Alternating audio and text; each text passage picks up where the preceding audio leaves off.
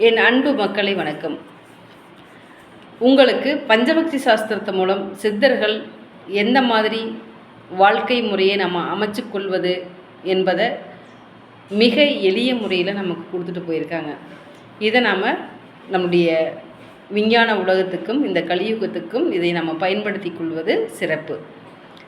இப்போ ஒரு சிலர் ஏதாவது ஒரு தேவைகளுக்கு ஒன்று ஜாதகத்தை பார்க்குறாங்க, அல்லது நம்மளுக்கு சொந்தமாக ஒரு தனி மனிதனுடைய விருப்பு வெறுப்புகள், வாழ்க்கையின் வெற்றிகள், இப்படி தன்னுடைய தேவைகளை பூர்த்தி செய்வதற்காக தன்னுடைய அறிவையும் பயன்படுத்தி நியூமராலஜி அல்லது வாஸ்து அல்லது ஜோதிடம் போன்ற துறைகளில் போய் பார்க்குறாங்க.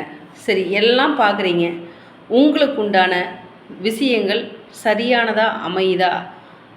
இது ஜோதிடம் பொய் கிடையாது, பரிகாரம் பொய் கிடையாது, கிரகங்கள் பொய் கிடையாது, இந்த பிரபஞ்சம் பொய் கிடையாது. தெய்வம் இருப்பது உண்மை, வாஸ்து என்பது இருப்பது உண்மை, உங்களுடைய பெயருக்கான பலன்கள் இருப்பது எல்லாம் உண்மைதான்.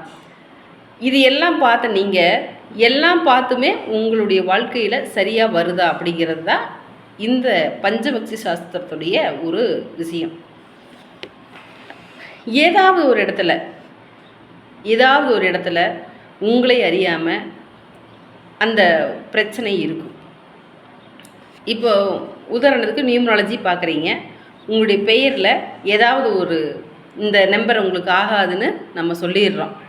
நானே சொல்லுவேன்.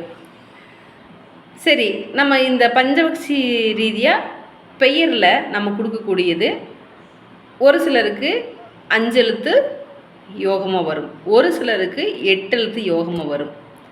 நிறைய பேர் பார்த்திங்கன்னா இந்த 8ஆம் நம்பர் வர்றதுக்கு விடமாட்டாங்க, கருப்பு கலரை பயன்படுத்துறதுக்கு விடமாட்டாங்க.